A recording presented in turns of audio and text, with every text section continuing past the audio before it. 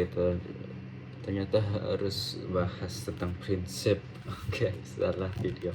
Jadi kita ngomong tentang prinsip geografi sekarang. Tapi tenang, ini masih nyambung sama video sebelumnya. Jadi dapat ide pangkal dulu ya. Oke.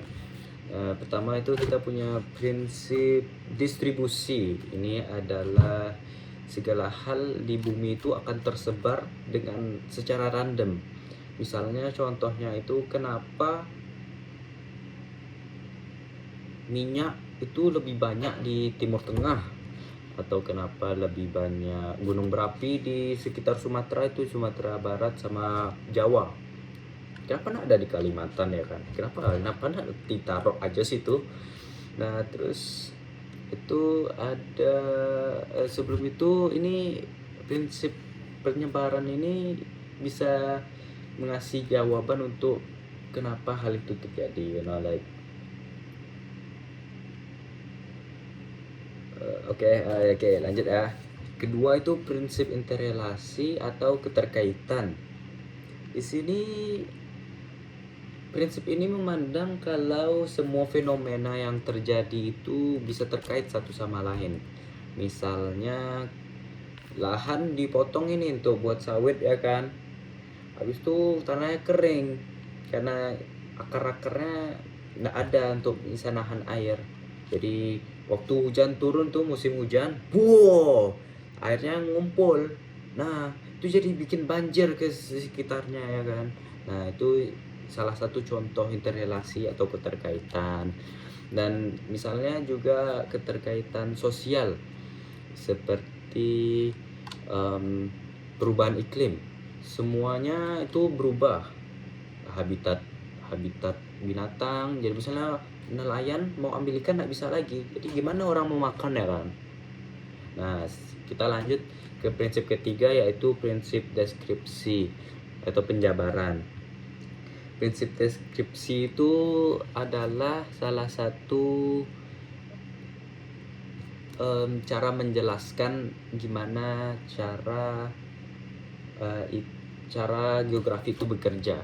Misalnya kenapa ada Coriolis effect, makanya Coriolis effect itu bisa sangat beruntung untuk penjelajah di zaman dahulu. Jadi ngikutin angin aja ya kan, jadi bisa keliling dunia.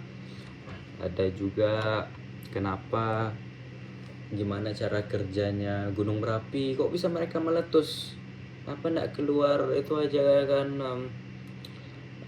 susu ya kan, atau permen ya kan gratis tuh. Nah jadi kayak gitulah. Ini juga salah satunya prinsip geografi itu butuh yang namanya, ada juga bisa memakai namanya, tunggu sebentar ya, menggunakan 5W 1H, what, where, how, why, who, dan how. Nah ini 6 pertanyaan ini bisa menjelaskan keseluruhan dari prinsip penjabaran ini. Oke, kita lanjut selanjutnya ya. Prinsip kronologi. Nah, imagine kalau ada notifikasi. Imagine, pikirkan kalau semua yang kita udah omongin tadi kita satukan. Boom. Oke. Nah, kita bisa melihat itu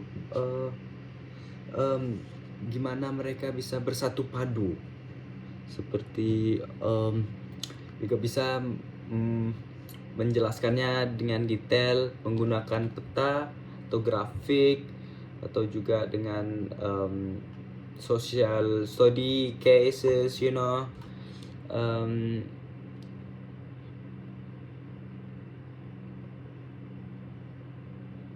lagi ya, aduh aku nyatet apa tadi. Oh ya, satu contoh korologi ini, ingat kalian waktu dapat survei di sekolah gitu ya kan. Nah itu juga bisa jadi salah satu contoh korologi. Jadi misalnya orang mau cari tahu gimana psikologinya anak-anak situ kan, jadi itu bisa disambungkan dengan keadaan geografi yang lain menggunakan prinsip-prinsip yang kita pernah omongin sebelumnya. Nah, jadi gitu kan. Itulah adalah 4 prinsip geografi yang dibutuhkan untuk bisa mengerti dunia ini. Ditambahkan 10 konsep geografi yang aku ngomongin tadi salah ya kan. Tapi terus buat video lagi nih. Jadi geografi itu bukan satu konsep aja, bisa banyak ya kan. Jadi inilah salah satu pelajaran yang bisa memberi kita jendela kepada dunia besar gitu. Ini lampunya juga dihidupin biar Oke, bye bye, see you next time. Belajar apa kira-kira ya? English.